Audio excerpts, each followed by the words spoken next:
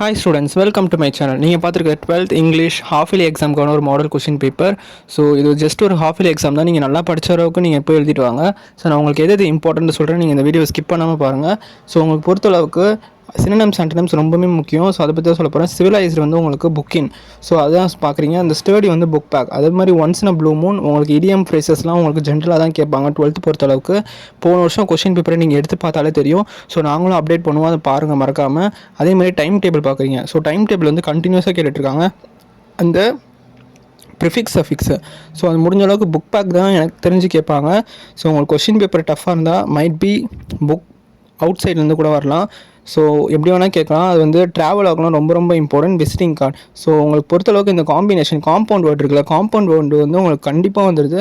So அதை நல்லா பார்த்துக்கோங்க. அதே மாதிரி உங்களுக்கு கொஷின் டேக்லாம் நீங்கள் 11th படிச்சிருப்பீங்க. ஸோ மோஸ்ட் ஆஃப் உங்களுக்கு 21 மார்க்ஸ் நீங்கள் 11th படித்தது தான். ஸோ இன்னும் நீங்கள் கான்சன்ட்ரேட்டடாக நல்லா படிச்சிங்கன்னா நீங்கள் ஈஸியாக வந்து 20 அவுட் ஆஃப் 19 வாங்கலாம்.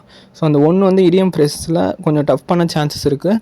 அப்ரிசியேஷன் பொறுத்தளவுக்கு நான் எல்லா வீடியோவில் சொல்கிற மாதிரி தான். ஸோ அப்ரிசியேஷன் உங்களுக்கு பெருசாக உங்களுக்கு மார்க் வந்து உங்கள் மார்க்கை ரெஸ்ட்ரிக்ட் பண்ணாது. ஸோ நீங்கள் பெருசாக அப்ரிசியேஷனை பார்த்து பயப்பட வேணாம்.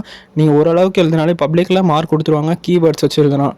ஸோ ஆனால் இந்த கிராமர் செக்ஷன் பார்க்குறீங்களா, கிராமர் செக்ஷன் நீங்கள் just last year public exam question paper நீங்கள் எடுத்து பாருங்கள். எடுத்து பார்த்தா நீங்களே ஜஸ்ட் ஒரு ஷாக் ஆகிருவீங்க. ஏன்னா அதில் வந்து எதுவுமே புக் பேக் இல்லை. ஸோ ஏதோ ஜென்ரலாக கேட்டு வச்சுருந்தாங்க இந்த ஆக்டிவ் பாசிவ் வாய்ஸ்லாம். ஸோ காம்ப்ளெக்ஸ் சென்டென்ஸ்லாம் அதில் புக் பேக்கில் எதுவுமே இல்லை. ஸோ நான் சொல்கிறது அந்த புக் லாஸ்ட்டில் இருக்கிறதுலையும் இல்லை, புக் பேக்லேயும் இல்லை. ஸோ ப்ரோஸ்க்கு நடுவில் இருக்கும். ஸோ அதுலேயும் இல்லை. ஸோ ஏதோ ஜென்ரலாக கேட்டு வச்சுருந்தாங்க. ஸோ நீங்கள் வந்து கான்செப்ஷுவலாக படித்தா மட்டும்தான் அதெல்லாம் அட்டன் பண்ண முடியும். ஸோ நீங்கள் அதை நல்லா பார்த்துக்கோங்க. அதே மாதிரி ப்ராவப்ஸ் வந்து கண்டிப்பாக 3 மார்க் பப்ளிக்கில் வந்து ஷியோராக வந்துடும். 38 பார்க்குறீங்க டைலாக். ஸோ டைலாக்லாம் எதுவுமே இல்லை. நீங்கள் வந்து ஜஸ்ட்டு ஹாய் ஹலோ போட்டு நெக்ஸ்ட்டு ஆனால் ஹாய் ஹலோ வந்து கன்சிடர் பண்ண மாட்டாங்க மார்க்கு.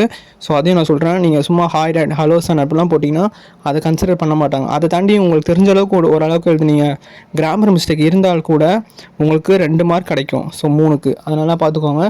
அதே மாதிரி டிஸ்கிரைப் வேரியஸ் அந்த மேன் இருக்குல்ல, ஸோ அந்த 6 ஸ்டேஜஸ் இருக்கும். ஸோ அது ரொம்ப ரொம்ப இம்பார்ட்டண்ட். அதனால் பார்த்துக்கோங்க. அது பேர் மறந்துச்சு, லெசன் பேர், போயம் பேர். ஸோ அதே மாதிரி உங்களுக்கு 43A பார்க்குறீங்க. ஸோ அந்த 43A ரொம்ப ரொம்ப முக்கியம். அதே மாதிரி 45B எழுதுறது எனக்கு தெரிஞ்ச பெஸ்ட்டு. ஏன் பெஸ்ட்டுன்னு சொல்கிறேன்னா, நீங்கள் உங்கள் பயோடேட்டா கொடுக்கலாம். உங்கள் பயோடேட்டா கொடுத்தா கண்டிப்பாக அவங்க 2 மார்க் கொடுத்து தான் ஆகணும். ஸோ இதெல்லாம் மார்க்கிங் ஸ்கோரிங் டிப்ஸு. ஸோ நான் அதான் சொல்லிட்டு இருக்கேன். 46 பார்க்குறீங்க. 46 தயவு செஞ்சு ஸ்பாட் தியரர்ஸ் அட்டன் பண்ணாதீங்க. ஸ்பாட் தியரர்ஸ்க்கு ஆப்போசிட்டில் இருக்க 1 மார்க் அட்டன் பண்ணுங்கள். ஸோ அந்த 1 மார்க்கில் தான் உங்களுக்கு மார்க் ஸ்கோர் பண்ணுறதுக்கு நிறைய சான்சஸ் இருக்குது. ஏன்னா ஸ்பாட் தியரர்ஸ் அட்டன் பண்ணிங்கன்னா மைட் பி உங்களுக்கு ஃபுல் மார்க் எடுக்கிறது கொஞ்சம் கஷ்டம்.